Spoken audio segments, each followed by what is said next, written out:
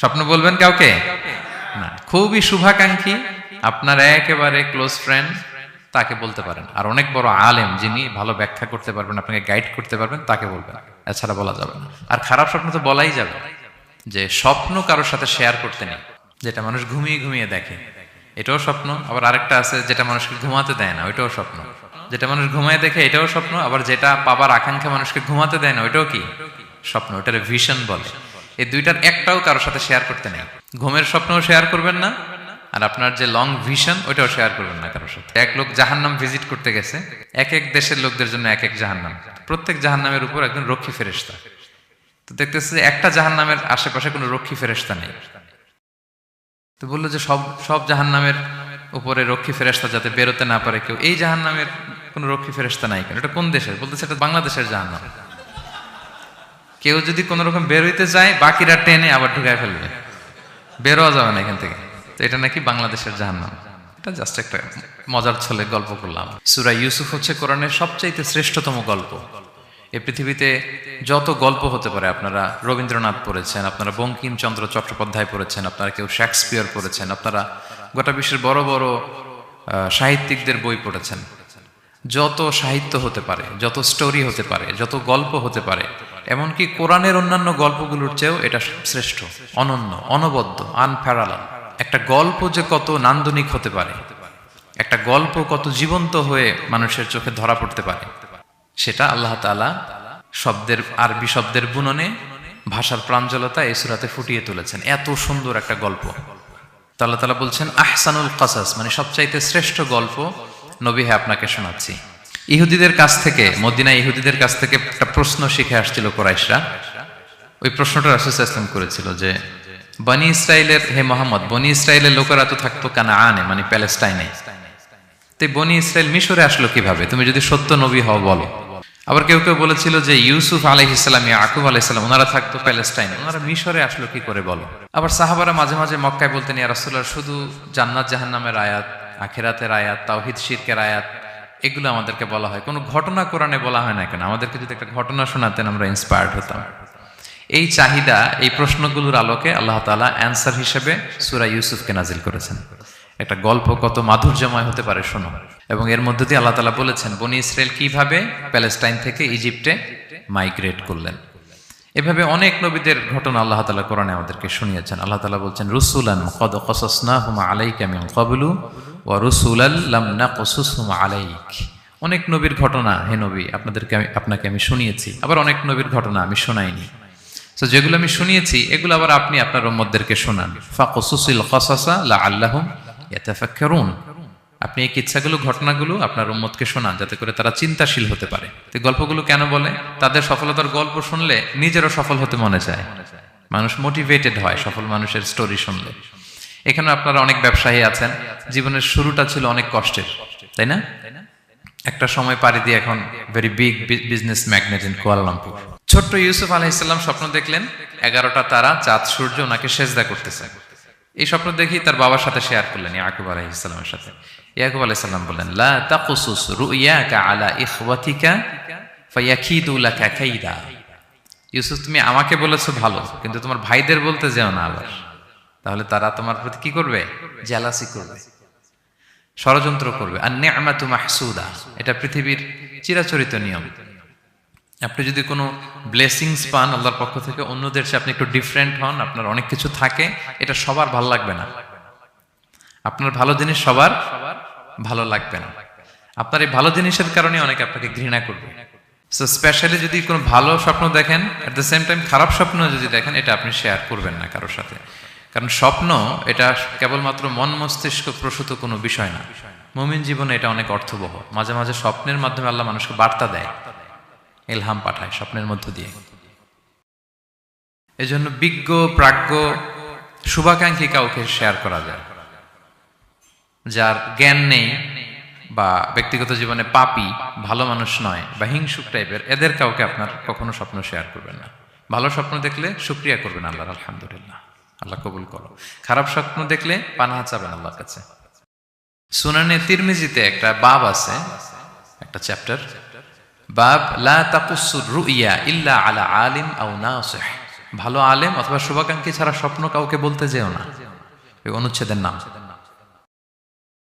এরপর এর কারণটা কি? কারণটা হচ্ছে ফাইন্নার রুইয়া তাকাউ আলা মা তুআব্বার, স্বপ্নের ব্যাখ্যা যেমনটা করা হয় তেমনটাই হয়। আপনি একটা স্বপ্ন দেখলেন, একজনকে একটা বললেন, সে হুট করে একটা ব্যাখ্যা দিয়ে দিল, ওইটাই হয়ে যাবে। এটা আপনার জন্য ভয়ঙ্কর হয়ে যেতে পারে। লা ইউহাদ্দিসু বিহা ইল্লা লাবিবান আও হাবিবা, আপনার শুভাকাঙ্ক্ষী, আপনার বন্ধু, আপনার ভালো চায় এদেরকে বলতে পারেন, কিন্তু যার এই ব্যাপারে জ্ঞান নেই হুটহাট করে ব্যাখ্যা করবে এরকম কাউকে বলা যাবে না, কারণ যেমন ব্যাখ্যা করা হবে তেমনটা হবে। ইউসুফ আলাইহিস সালাম ভালো স্বপ্নের ব্যাখ্যা জানতেন, ইয়াকুব আলাইহিস সালাম ভালো স্বপ্নের ব্যাখ্যা জানতেন, আল্লাহ রাসূল সাল্লাল্লাহু আলাইহি ওয়াসাল্লাম ভালো স্বপ্নের ব্যাখ্যা জানতেন। আবু বকর রাদিয়াল্লাহু তাআলা আনহু সাহাবীদের মধ্যে সবচেয়ে ভালো স্বপ্নের ব্যাখ্যা জানতেন।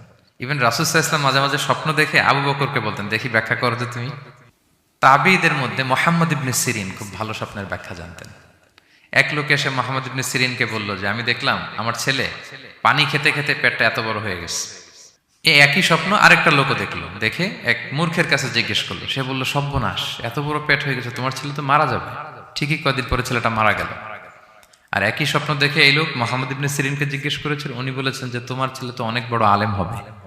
ঠিক তাই হয়েছে, ওই ছেলে অনেক বড় আলেম হয়েছে। তো ফাইন্নার রুইয়া তাকাউ আলা মা তুআব্বার, স্বপ্নের ব্যাখ্যা তেমন হয় যেমন এটার ব্যাখ্যা করা হয়। রাসূল সাল্লাল্লাহু আলাইহি ওয়াসাল্লাম একবার স্বপ্নে দেখলেন যে তিনি, ওনাকে দুধ দেয়া হয়েছে, বাটিতে দুধ খাচ্ছেন, পরে আঙ্গুলের ফাঁক থেকে দুধ বেরোচ্ছে। এই সামান্য একটু দুধ রাসূল সাল্লাল্লাহু আলাইহি ওয়াসাল্লাম উমরে ফারুককে দিলেন। সাহাবারা বললেন মাযা আউয়ালতা বিহি ইয়া রাসূলুল্লাহ, এটা তাওয়িল কি? তখন বললেন আউয়ালতু বিহি আল ইলম, এটা দিয়ে আমি জ্ঞান বুঝিয়েছি, মানে উমরে ফারুকের আল্লাহ তাআলা অনেক জ্ঞান দিবে। স্বপ্নে কেউ দুধ খাচ্ছেন, এটা আপনার জ্ঞানের প্রতীক। রাসূল সাল্লাল্লাহু আলাইহি ওয়াসাল্লাম স্বপ্নে দেখলেন লোকজন দাঁড়ানো, কারো গায়ের জামা এতটুকু, কারো এতটুকু, কারো হাঁটু পর্যন্ত, আর উমরে ফারুক জামা একেবারে টেনে হিচড়ে যাচ্ছে। তো সাহাবারা বললেন মাযা আউয়ালতু বিহি ইয়া রাসূলুল্লাহ, এই স্বপ্নের তাওয়িল কি, ব্যাখ্যা কি? রাসূল সাল্লাল্লাহু আলাইহি ওয়াসাল্লাম বললেন আউয়ালতু বিহি আদ-দীন আত-তাকওয়া, এটা দ্বারা আমি দিনদারি বুঝিয়েছি, মানে উমরে ফারুকের দিনদারি অনেক বেশি। স্বপ্নে কেউ ছোট জামা দেখলে তার দিনদারি কমতেছে, এটার একটা আলামত। তো এই জন্য হুট করে স্বপ্নের কথা কাউকে শেয়ার করতে নেই। রাসূল সাল্লাল্লাহু আলাইহি ওয়াসাল্লাম ফজরের সালাতের পরে মসজিদে নববীতে সালাম ফিরিয়ে সাহাবাদের দিকে মুখ ফিরিয়ে বসতেন, তাসবিহ পড়তেন, এরপর জিজ্ঞেস করতেন হাল রাআ আহাদুম মিনকুম আল বারিহাতা রুইয়া, গত রাতে কেউ কোনো স্বপ্ন টপ্ন দেখেছে নাকি? তো তখন সাহাবারা এই স্বপ্ন বলতেন, রাসূল সাল্লাল্লাহু আলাইহি ওয়াসাল্লাম ব্যাখ্যা করতেন। সুবহানাল্লাহ, কত সৌভাগ্যবান ছিলেন তারা। তাহলে স্বপ্ন বলা যাবে নাকি কাউকে? স্বপ্ন বলবেন কাউকে না। খুবই শুভাকাঙ্ক্ষী, আপনার একেবারে ক্লোজ ফ্রেন্ড, তাকে বলতে পারেন। আর অনেক বড় আলেম যিনি ভালো ব্যাখ্যা করতে পারবেন, আপনাকে গাইড করতে পারবেন, তাকে বলবেন, এছাড়া বলা যাবে না। আর খারাপ স্বপ্ন তো বলাই যাবে। তাহলে ঘুমিয়ে ঘুমিয়ে যেটা দেখি এটা কারোর কাছে বলা যাবে না। আর যেটা পাওয়ার আকাঙ্ক্ষা মানুষকে ঘুমাতে দেয় না, ওইটাও একটা স্বপ্ন। বলে না যে আমার জীবনের স্বপ্ন আমি এটা করব, এটাও স্বপ্ন।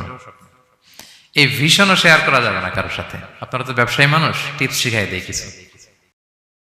বিশাল বড় একটা কিছু প্রজেক্ট নিছেন, শুরু করার আগে আপনি বলে ফেলছেন, শেষ, আর এটা হবে না। দেখবেন যে এখান থেকে কনস্পিরেসি, ওইখান থেকে শত্রুতা, ওইদিকে এটা করছে ওইটা করছে, আপনি আর আগাতেই পারবেন না। দুঃখজনক হলেও সত্য, আমরা বাংলাদেশিরা তো এগুলোতে অভ্যস্ত।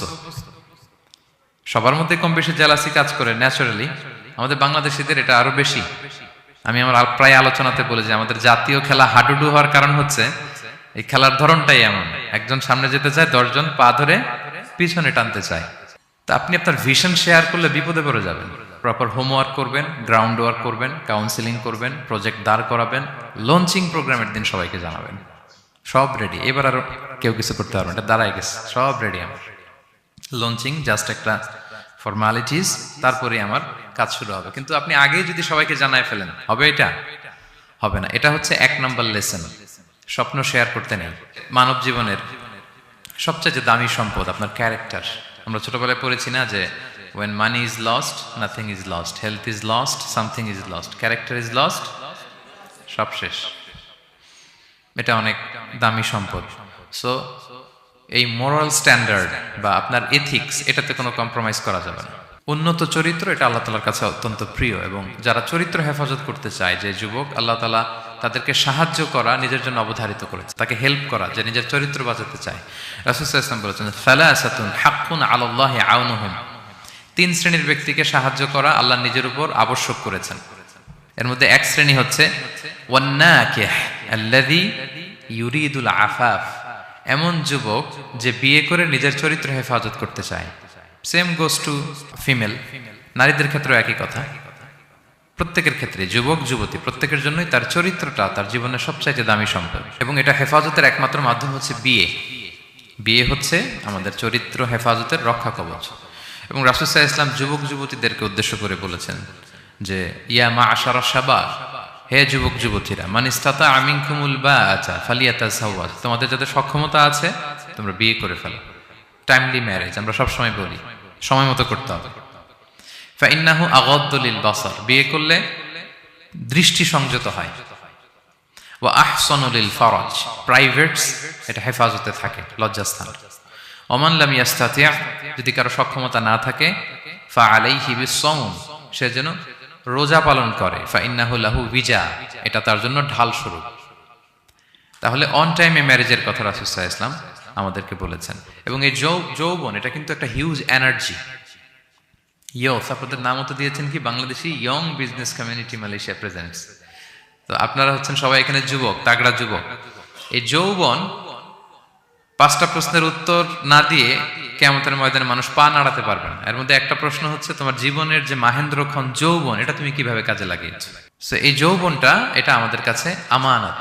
এজন্য রাসূল সাল্লাল্লাহু আলাইহি ওয়াসাল্লাম অসংলগ্ন দৃষ্টিপাত করতে আমাদেরকে নিষেধ করেছেন, দৃষ্টি যাতে আমরা হেফাজত করি। এবং তিনি বলেছেন 2টা অঙ্গের গ্যারান্টি যদি আমাকে কেউ দেয় যে এই 2 অঙ্গের পাপ কেউ করবে না, আমি নবী তাকে জান্নাতের গ্যারান্টি দেই। মাইয়াদমান লি মা বাইনা লিহিয়াইহি ওয়া মা বাইনা রিজলাইহি আদমান লাহুল জান্নাহ। 2 অঙ্গ কোনটা? 2 চোয়ালের মাঝখানে যেটা থাকে মানে জিহ্বা, আর হচ্ছে 2 পায়ের মাঝখানে যেটা থাকে মানুষের প্রাইভেট। এই 2 অর্গান, 2 অঙ্গের পাপ যদি কেউ করবে না বলে আমি নবীকে গ্যারান্টি দেয়, আমি নবী তাকে জান্নাতের গ্যারান্টি দেই। এই 2 অঙ্গ দিয়ে বেশি পাপ হয় মানুষের। তো এই জন্য ইসলাম বিবাহ বহির্ভূত সকল সম্পর্ককে হারাম করেছে, বিয়েকে হালাল করেছে। বিয়ের মধ্যে প্রশান্তি আছে, প্রাপ্তি আছে, দায়িত্বশীলতা আছে। অনেকে বলে যে আমি লিভ টুগেদার করবো, এখানে ইসলামের এত সমস্যা কেন? আমি আমার সূরা নূরের একটা লাইভ সিরিজ করতেছি, ওখানে বিস্তারিত বলেছি যে এখানে অনেক সমস্যা আছে। আপনি এই বাংলাদেশের পার্সপেক্টিভে যদি বলি, ঢাকা মেডিকেলের ডাস্টবিনে প্রায় নবজাতক বাচ্চা পাওয়া যায়, পত্রিকায় আসে। হয় জীবিত, কারো প্রাণ হরণের অধিকার তেমন নেই। আরে বাচ্চাটা যদি জীবিত থাকে, এবার তার লাইফটা দেখেন কিরকম, কত হ্যাসেল। তার কোনো হিস্ট্রি নাই, তার হিস্ট্রি ইজ মিসিং। তার বাবা নাই, তার মা নাই। আমাদের প্রত্যেকের বাবা মা আছে, আমাদের একটা জেনেটিক্যাল ইনহেরিটেন্স আছে। আমার 14 পুরুষের জেনেটিক্যাল অ্যাট্রিবিউটস নিয়ে আমি বড় হয়েছি, আমার হিস্ট্রি আছে, তার হিস্ট্রি মিসিং। আর ইসলাম লিনিয়েজ মানে বংশকে প্রিজার্ভ করাকে খুব গুরুত্ব দেয়, এটা জরুরি। আমি একটা মেয়েকে বিয়ে করবো, ওর বাবাকে দাদাকে না জানলে আমি কিভাবে বুঝবো যে তার হিস্ট্রি কি? একটা ছেলেকে কেউ বিয়ে করবে, তার বাপ দাদা 14 পুরুষ হিস্ট্রি না জানলে তার গ্রাম নাই, তার নাম নাই, তার পরিচয় নাই। তো এই জন্য ব্যাপারটা যত সহজে আমরা বলি যে লিভ টুগেদার করলে অন্যের সমস্যা কি? মিউচুয়াল কনসেন্ট তো আছে, পারস্পরিক সম্মতির ভিত্তিতে রিলেশন হলে সমস্যা কোথায়? এইখানে সমস্যা। লিনিয়েজ প্রিজার্ভ করা যায় না, তার রাইটস ভায়োলেট হয়। ছোট্ট ছেলে মেয়েরা তাদের মায়ের আদর পাবে, বাবার আদর পাবে, এটা তার অধিকার না? তো যে ছেলেটা ডাস্টবিনে পড়ে রইলো, লেটস সে কোনো অরফ্যান হাউস তাকে নিয়ে আসলো, এতিমখানা, তো সে কি বাবা মায়ের আদরটা পায়? এই ছোট্ট ছেলে নিজের জামা নিজে ধোয়, নিজের কাপড় চোপড় নিজে গুছায়, তার বাবা নাই, মা নাই। সে বাইরে বেরোলে দেখে অন্যান্য বাচ্চাদেরকে মা বাবা কত আদর করে, তার হিস্ট্রি সে জানে না। তো কত বড় অপরাধ আপনি করছেন দেখছেন? এজন্য বিবাহ বহির্ভূত সকল সম্পর্ককে ইসলাম হারাম ঘোষণা করে, বিয়েকে ইসলাম বৈধ করেছে। প্রশান্তি আছে, দায়িত্বশীলতা আছে, সামাজিকতা আছে, সভ্যতা বিনির্মাণের একটা স্ট্রাকচার্ড সিস্টেম আছে। এজন্য বিয়ে বহির্ভূত সম্পর্ক হারাম। আপনারা জানেন যে সুন্দরী জুলাইখা ইউসুফ আলাইহিস সালামকে পাপের প্রস্তাব দিয়েছিল, নিষিদ্ধ প্রেমের প্রস্তাব দিয়েছিল। 7টা দরজা বন্ধ করে ওয়া গাল্লাকাতিল আবওয়াবা ওয়া ক্বালাত হাইতা লাক, 7 দরজা লক করে বলেছিল এসো। আর তখন ইউসুফ আলাইহিস সালাম যে শব্দটা উচ্চারণ করেছিলেন এটা গোটা বিশ্বের যুবকদের জন্য একটা মহৌষধ। তিনি বলেছিলেন মাআযাল্লাহ, যেটা আমরা বলে অভ্যস্ত, আমরা বলি নাউযু বিল্লাহ, সেম থিং, একই জিনিস। আল্লাহ আমি তোমার কাছে পানাহ চাই। এরকম ইনবক্সে যদি প্রস্তাব আসে, এরকম মেসেজ যদি আসে, পাপের কোনো হাতছানি যদি আসে, আমরা সাথে সাথে কি বলবো? মাআযাল্লাহ। কি বলবো? মাআযাল্লাহ, আল্লাহ এই পাপ থেকে আমি বাঁচতে চাই, আল্লাহ আমি পানাহ চাই। এবং পরে ইউসুফ আলাইহিস সালামকে সে বলেছিল তুমি যদি মেনে না নাও তোমাকে জেলে বন্দী করা হবে, জেলেই পাঠানো হবে। তিনি বলেছিলেন ক্বালা রাব্বিস সিজনু আহাব্বু ইলাইয়া মিম্মা ইয়াদউনানি ইলাই, আল্লাহ যে পাপের দিকে তারা আমায় ডাকে তার চেয়ে জেলখানা আমার জন্য ভালো। তিনি কারাবরণ করেছিলেন, চরিত্র হেফাজতের জন্য কারাবরণ করেছিলেন। তো এই যে বিশুদ্ধ চিত্ত, এই যে চারিত্রিক দৃঢ়তার আর্কিটাইপ, এই ইউসুফ আলাইহিস সালামের এই গল্প গোটা বিশ্বের সকল নওজওয়ানদের জন্য এটা প্রেরণার বাতিঘর। এটা আমাদের জন্য lesson. He is our icon. যারা জীবনে সফল হয়, সফল লোকেরা, তারা কখনো কোনো অজুহাত দেয় না বা অজুহাত খোঁজে না। সফল লোকেরা দেখবেন যে এক্সকিউজ দেয় না। এক্সকিউজ আমাদের, এটা নাই, এটা হয় নাই, ওইটা হয় নাই, আমার ক্যাপিটাল নাই এজন্য ব্যবসা করতে পারি না, আমার মামা খালু নাই এজন্য চাকরি হয় না, দেশে এই সমস্যা এজন্য আমি দাঁড়াতে পারি না। এগুলো কাদের কথা বলেন তো? ব্যর্থদের কথা। যারা সাকসেসফুল ইন দেয়ার ক্যারিয়ার, জীবনে যারা সফল, এরা কখনো কি দেয় না? এক্সকিউজ দেয় না, অজুহাত দেয় না। They create their own path, they create their own space. তারা তাদের নিজেদের রাস্তা গড়ে নেয়। রাস্তা আপনাকে কেউ করে দিয়ে যাবে না, আপনার রাস্তাটা আপনাকে করতে হবে।